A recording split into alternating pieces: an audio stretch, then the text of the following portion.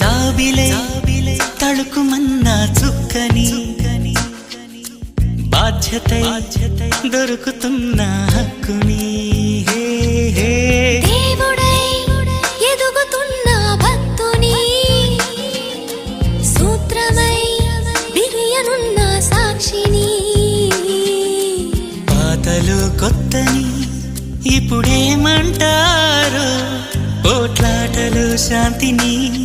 మరి ఏమంటారు తప్పులో ఒప్పుని ఇప్పుడేమంటారు గత జన్మలో అప్పుని అసలేమంటారు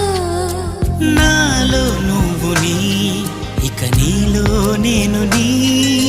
మాకేమేమని మన దారే మనదని రాసుకున్న ఆత్మచరితని అదా ఇదా ఇదే